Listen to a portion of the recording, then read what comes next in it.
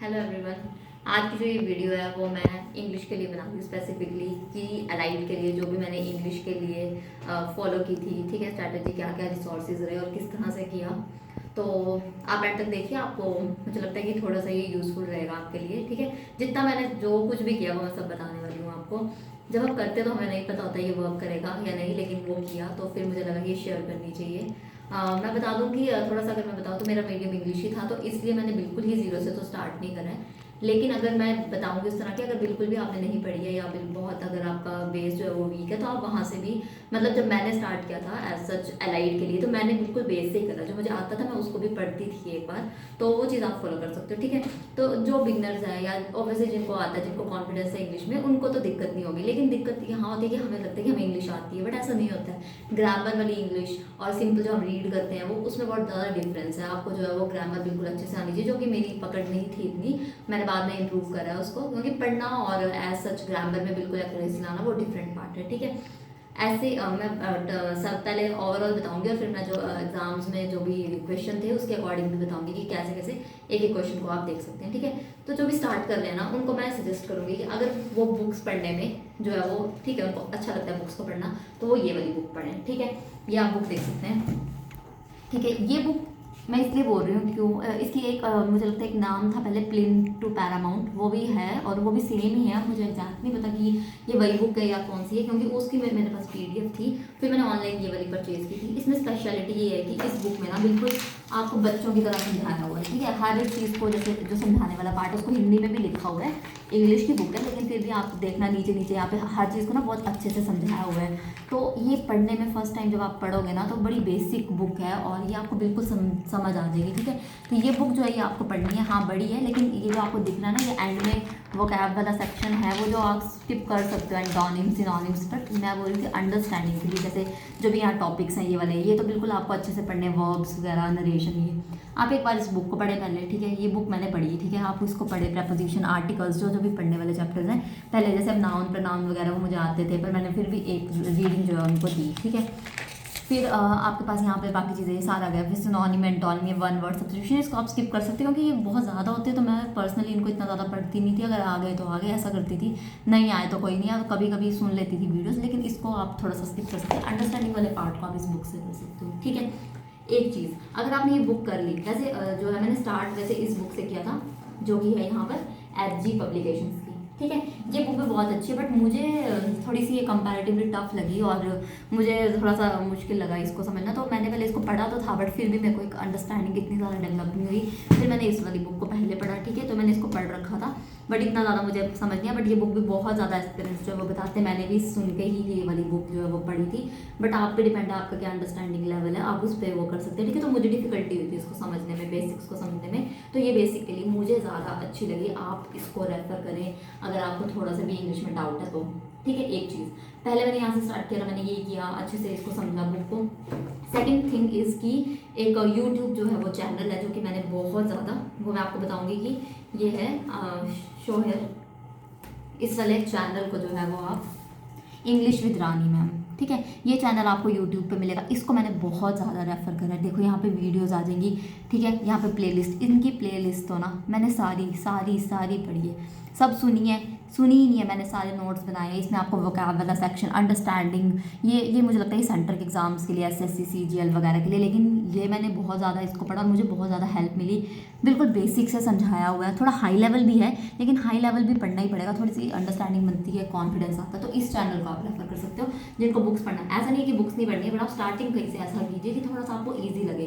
तो आप या तो इस चैनल से स्टार्ट कीजिए या तो आप यहाँ पे इस बुक से स्टार्ट कीजिए, ठीक है। ये फर्स्ट स्टेप था। सेकेंड स्टेप था कि मेरा नोट्स का, ठीक है। तो ऑब्वियसली जब अलाइड कंप्लीट हो गया था मेरा, तब उसके बाद ही मैंने इंग्लिश स्टार्ट करी। तो ये 2-3 मंथ्स का ही काम था, ऐसा नहीं था कि मैंने इसमें ज़्यादा टाइम लगाया।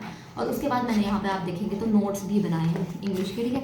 यहाँ पे मैंने, ये मेरा वोकैब का सेक्शन था कि जो मैं ये इंग्लिश रानी मैम वाले चैनल से, या कोई भी मुझे यूट्यूब का अच्छा सा चैनल दिखता था तो मैं वहाँ से ही लिखती थी, ठीक है। ये वाला आ गया।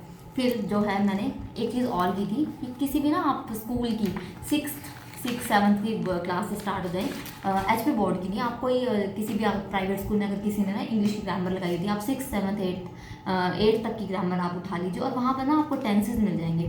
तो आप यहाँ पे देखो, ये सब मैंने उनकी बच्चों की बुक से, है ना, वो सब यहाँ पे वर्कशीट्स तक उतारी थी, यहाँ पे रूल्स उतारे हैं, ठीक है। ये सारे मैंने टेंसेस के रूल्स वगैरह उतारे हैं कि मैं लिख पाऊँ अच्छे से और मुझे रूल्स जो है वो याद रहे, ठीक है। ये वर्ब्स वगैरह ये सब मैंने उनकी बुक से जो है वो पढ़े हैं, और ये सारे फिर मैंने यहाँ पे बनाए हैं नोट्स, ये सारे 3 फॉर्म्स ऑफ द वर्ब, ये सब जो भी इंपॉर्टेंट जो स्टार्ट करते तो पता लगता जाता है। तो यहाँ पे मैंने फिर ये बिल्कुल ऐसे यहाँ पर ये नोट्स बनाए हैं जिसमें ग्रामर थी, और बाकी तो मैंने बुक से ही जो है वो पढ़ा है। ये देखो ये सारे मैंने नोट्स बनाए हैं, ठीक है, हर एक टॉपिक के, कुछ यूट्यूब चैनल से फिर यहाँ पे आ गया, हर एक टॉपिक आपको मिल जाएगा इस नोट्स में, ठीक है। तो ये मैंने ये सारा किया इंग्लिश के लिए, ठीक है, यहाँ तक किया मैंने। आफ्टर दैट क्या किया मैंने कि प्रीवियस ईयर अलाइड के एचएस के जितने भी थे वो तो मैंने सारे सॉल्व किए हैं। वो मैंने ऑनलाइन ही वो जो थे पीडीएफ्स थी उसको प्रिंट आउट निकाल के सॉल्व कर दी, और मेरी जो भी कुछ टीचर्स होती थी, कुछ नॉन है जो इंग्लिश के, उनको मैंने चेक करवाए थे। मेरी फ्रेंड है एक, ठीक है, वो जो है वो इंग्लिश जो है उसने उसमें आगे पढ़ा इंग्लिश में, तो मैंने उससे वो सारे पेपर सॉल्व करके वो उससे करवाए। उसके अलावा मैंने यूपीएससी के ये पुराने 11 ईयर्स के जो पेपर थे, ठीक है, ये सारे सॉल्व पेपर्स हैं, उनको पढ़ा, गो थ्रू हुई मैं इन सभी से। मैंने कॉम्प्रीहेंशन की प्रैक्टिस मैंने यहाँ से करी, तो एक हाई स्टैंडर्ड यहाँ पे आप देख सकते हैं। जो मुझे नहीं पता था वो मैंने यहाँ नोट डाउन करती थी, और इसको मैंने लिखा नहीं, सॉल्व नहीं करा, लेकिन यूपीएससी वाले पेपर को आप सॉल्व भी कर सकते हो, या फिर डायरेक्ट सॉल्व वालों को आप एक रीडिंग दे सकते हो, ठीक है। ये सब पढ़े मैंने, और जो हिमाचल के में इंग्लिश का था वो सब भी मैंने पढ़ा, ठीक है। एक चीज़ ये हुई। फिर नेक्स्ट क्या किया मैंने, जो ऐसे थे वो मैंने ऐसे इनसाइट आईएएस की एक साइट है, उस पर ना वीकली ऐसे डलते थे, तो वो टॉपर ऐसे आता था वहाँ पे कि जिसको इवैल्यूएट उन्होंने किया होता था, और वो सबसे अच्छा उन्होंने बेस्ट सिलेक्ट किया, तो मैं उसको पढ़ती थी, उससे थोड़ा सा अपना माइंड मेकिंग करती थी कि हाँ मैं क्या लिख सकती हूँ अगर मुझे ऐसा आता। लेकिन मैं आपको बता दूँ यूपीएससी और एचएस में ऐसे हिंदी और इंग्लिश दोनों में ना थोड़ी सी अप्रोच अलग है। जो यूपीएससी उसमें थोड़ा फिलोसफिकल टाइप के ऐसे पूछे जाते हैं, जबकि जो हमारा एचएस है या फिर एलाइड सर्विसेज का उसमें ना इंग्लिश का तो ठीक था। इस बार ऐसे जो मैंने एलाइड का लिखा था साइंस और वुमेन पे था शायद जो मैंने लिखा, लेकिन कई बार डाटा वाला भी पूछ लेते हैं कि जिसमें ज़्यादा आपको फिलोसफी तो नहीं जाननी बट नॉलेज होनी चाहिए, है ना, पॉपुलेशन वगैरह की, ये सब। तो वो थोड़ी सी अप्रोच अलग है। तो जैसे मैंने ये ऐसे के लिए चलो ठीक है, मैं ऐसे वगैरह ये सब के लिए अलग बताती हूँ। लास्ट चीज़ जो मैंने की थी ये जॉब अकेडमी की T20 वर्कबुक थी, ये मैंने बाय की थी। हिंदी के लिए थी ये वाली, और इंग्लिश के लिए भी। तो ये तो हिंदी की मैं अलग से आपको बताऊंगी, और इंग्लिश की भी यहाँ पे ये वर्क बुक है, ठीक है। तो इंग्लिश की अब आप देखोगे तो मैंने ज़्यादा सॉल्व नहीं किया, एंड में ना इतना टाइम मिला नहीं था, पर ये मैंने मंगाई थी, और बोथ इसके मैंने भरी, जितना मैं भर पाई थी वो मैंने भरी थी, या फिर मैंने इनके क्या देख लिए थे, आंसर्स देख लिए थे। तो वो थोड़ा सा एंड तक डाउट रहता है, तो जितना ज़्यादा आप कर सकते हैं वो कीजिए, और लैंग्वेज में यही इंग्लिश में आप प्रैक्टिस कीजिए, ठीक है। तो ये सब मेरे रिसोर्सेज रहे, ठीक है। अब मैं आपको बताती हूँ कि पेपर जब आया था उसमें जो टॉपिक्स थे या जो क्वेश्चन थे उसकी तरह उस एक टॉपिक का मैं आपको थोड़ा सा डिटेल बता देती हूँ शॉर्ट में।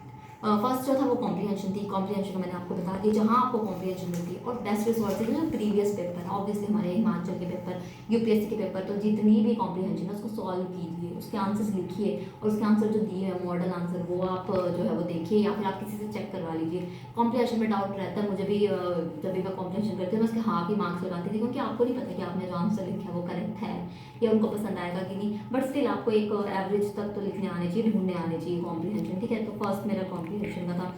फिर ऐसे की बताऊँ मैं, ऐसे जो है वो मैंने, मुझे जहाँ तक याद है अनुदीप दुरीशेट्टी सर है, उनकी एक बुक आती है जो है वो आईएएस है, और वो मैंने जो है वो पढ़ी थी, बिल्कुल पढ़ी थी पूरी। उन्होंने बताया कि कैसे कब अच्छा ऐसे लिख सकते हैं। उसके अलावा यूट्यूब पे जितने भी यूपीएससी में आज तक ऐसे पूछे उसकी ओरिएंटेशन बताते किस तरह से लिखते थे, वो सब मैं सुनती रहती थी।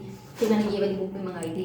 लेकिन मैं आपको ये बता रही हूँ बुक्स अच्छी हैं, सब बुक्स अच्छी हैं, लेकिन थोड़ा सा अप्रोच अलग होती है। यहाँ पर फिलोसफिकल ऐसे है, लेकिन यहाँ पर पूरा बताया था डूज एंड डोंट्स, तो आप ये थोड़ा सा कर सकते हैं। फिर मैंने आपको बताया इनसाइट आईएएस की जो साइट थी, मैं वहाँ से वो ऐसे देखती थी, और थोड़ा सा मैं कोड्स वगैरह जो है वो लिख लेती थी।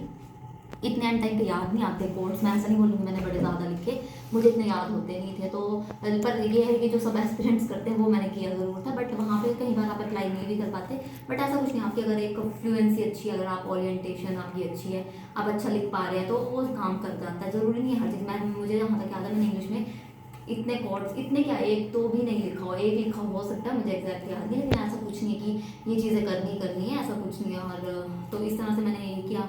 फिर थर्ड आ गया मेरे पास एप्लीकेशन आई थी, ठीक है। एप्लीकेशन में सॉरी नॉट एप्लीकेशन, लेटर थी, वो लेटर लिखनी थी, उसमें कुछ भी नहीं करना है। मैंने बिल्कुल एंड में जिसके साथ मैं स्टडी करती थी, मेरे फ्रेंड्स वगैरह, मैंने एंड में बोला था कि बस मुझे फॉर्मेट लिख के भेज दो कि लेटर आएगी फॉर्मल और इनफॉर्मल में किस तरह से आपका वो जो फॉर्मेट होती है वो बस वो याद रखना। और नीचे कमेंट जो आपकी बॉडी है वो तो कुछ भी पूछ सकते हैं, लेकिन हाँ जो मैंने एचएस के प्रीवियस थे उसके सारे जितनी लेटर्स थी वो मैंने सब लिखी थी, बिल्कुल लिखी थी। और जब मैंने एंड टेस्ट सीरीज़ भी ली थी तो मैंने उसमें भी लिखी थी, तो वो सब लिखने से प्रैक्टिस हो जाएगा। फिर एक आता प्रेसी, प्रेसी के लिए वो मुझे नहीं आता था संपूर्ण, तो मुझे पता ही था वो होता क्या है, तो मैंने पहले प्रीवियस पेपर देखे, लेकिन उसके आंसर्स मुझे मिल नहीं रहे थे, तो फिर मैंने ये बुक मंगवाई थी, ठीक है। इसमें बड़े सारे प्रेसी दिए हुए थे, तो मैंने उनको सिर्फ पढ़ा, लिखा नहीं, मैंने उनको पढ़ा, मैंने देखा कि क्या होता है। मैंने चैट जीपीटी की हेल्प ली थी, पर चैट जीपीटी से करेक्ट मुझे लगा नहीं, वो एज इट इज़ ही लिख के भेज दे रहा था वो वैसे। तो फिर जो मैंने टेस्ट सीरीज़ ली थी वहाँ से देखा, फिर धीरे धीरे वो वही चीज़ है ना, जितनी ज़्यादा प्रैक्टिस करते जाओ चीज़ें क्लियर होती जाएंगी। फिर मैंने यहाँ से प्रेसी पढ़े, फिर जो भी यूपीएससी के प्रीवियस एचएस के प्रीवियस वाले में थे अलाइड में, वो सब मैंने लिखे। तो फिर इस तरह से मैंने प्रेसी में भी जो है वो इम्प्रूवमेंट करी, ठीक है। ये आ गया। फिर ऐसे का मैंने आपको बता दिया, लेटर का बता दिया, और कॉम्प्रिहेंशन आ गई, और ये आ गया ये सब। उसके अलावा आपका बचा ग्रामर वाला पार्ट, जो कि सबसे इंपॉर्टेंट है, क्योंकि उसमें ये है कि अगर आपको आता है ना तो मार्क्स कहीं नहीं कटेंगे। तो अभी जब हमारा पेपर था एलाइट का, उसमें प्रेपोजिशन पूछी थी, उसमें आपको सेंटेंस मेकिंग का, तो ईजी थे, वर्ड्स दिए थे और सेंटेंस मेकिंग करनी है आपको, वो दिया हुआ था, और प्रेपोजिशन दी हुई थी। और उसके अलावा हाँ एंटोनिम्स और सिनोनिम भी थे, ये वाली चीज़ें थी। तो ये सब था उसमें, ये वाली ग्रामर थी, और वो मेरी ठीक हुई, मतलब आई 60 मार्क्स की ग्रामर थी, जिसमें मैंने जब कैलकुलेशन अपने ही लेवल पे करी तो 40 तक मार्क्स बनाए थे, 40-45 के बीच में ही होंगे। अभी फाइनल मार्क्स दिए नहीं उन्होंने, तो मैं आपको ज़रूर बताऊंगी। तो इस तरह से था इंग्लिश का पेपर। इंग्लिश का पेपर कंपैरिजन करें हिंदी से तो ईजी था, लेकिन मैं ऐसा नहीं बोलूँगी मेरा मीडियम इंग्लिश है तब, लेकिन फिर भी इंग्लिश का थोड़ा ईजी था। हिंदी का पेपर वॉज वेरी टफ। तो ऐसे में भी 3 टॉपिक थे, उसमें से आपको वाइजली एक चूज़ करना है। तो जो भी आपका राइटिंग वाला सेक्शन है उसमें थोड़ा सा डाउट रहता है, बट उसको बिल्कुल इंप्रूव कीजिए, लेकिन प्रूव करने के बाद भी आप हाफ मार्क्स की उसमें उम्मीद रखिए। आपके जो मार्क्स हैं एक्चुअल वो ग्रामर वाले पार्ट से आने हैं, तो ग्रामर को बिल्कुल अच्छे से जो है वो आप पढ़ें। बुक्स को तो पढ़ना ही पड़ेगा, उसके अलावा आप यूट्यूब की बहुत ज़्यादा हेल्प ले सकते हैं। ऐसे राइटिंग को इम्प्रूव करें, क्योंकि ऐसे राइटिंग एलाइड में भी काम आना है, और एचएस के पेपर में भी आपको ऐसे अलग से आएगा, तो वहाँ पे काम आना है। तो ऐसे को इम्प्रूव आप कीजिए ज़रूर, और नोट्स बनाइए, लिखिए। लास्ट टिप यही है इंग्लिश और हिंदी दोनों के लिए, हिंदी के लिए भी डिटेल वीडियो मैं बनाऊंगी।